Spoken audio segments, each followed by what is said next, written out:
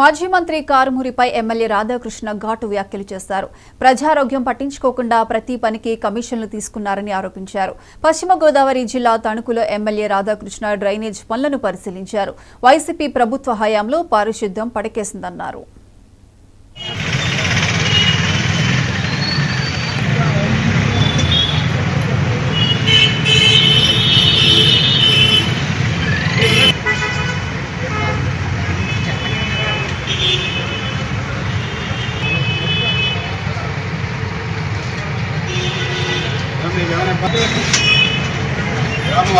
వరదలు కూడా వచ్చేస్తాయి.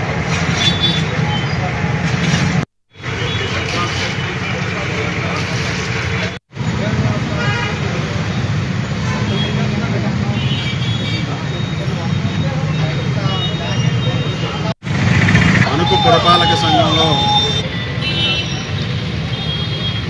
వైఎస్ఆర్ కాంగ్రెస్ పార్టీ అధికారంలో ఉన్న సమయంలో 2019 నుంచి 24 వరకు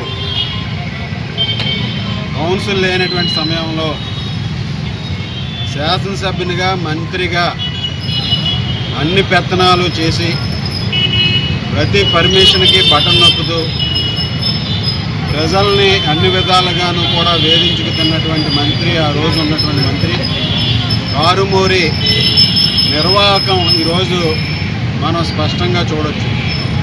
ప్రజా ఆరోగ్యాన్ని ఏ విధంగా నిర్లక్ష్యం చేశాడో, కనీసం అవగాహన లేకుండా, కనీసం మానిటరింగ్ లేకుండా తణుకు పట్టణంలో పారిశుద్ధ్యాన్ని పూర్తిగా పడకెక్కించినటువంటి పరిస్థితి ఈరోజు కనిపిస్తుంది.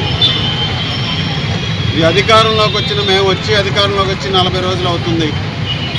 ఈ 40 రోజులుగాను కూడా తణుకు పట్టణంలో ఉన్నటువంటి స్మాల్, మీడియం, మేజర్ డ్రైన్స్ అన్నీ కూడా చూస్తుంటే పూర్తిగా సిల్ట్లతో ప్యాకప్ అయిపోయి కనీసం మురుగునీరు ప్రవహించడానికి ఎక్కడా కూడా ఆస్కారం లేకుండా అన్ని డ్రైన్లు కూడా సిల్ట్తో ప్యాకప్ అయిపోయినాయి.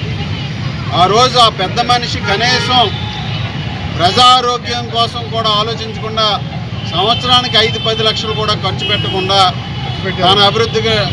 తన అభివృద్ధి ధ్యేయంగా ఒకవేళ ఖర్చు పెట్టినా లెక్కలు రాసుకుని వాళ్ళ జేబుల్లో వేసుకున్నారు. ఇక్కడ మాత్రం డీసిల్టింగ్ చేయలా. ఈరోజు ఒక్కొక్క డ్రైన్ తీస్తుంటే 4 అడుగులు 5 అడుగులు సిల్ట్ అంతా కూడా ప్యాకప్ అయిపోయి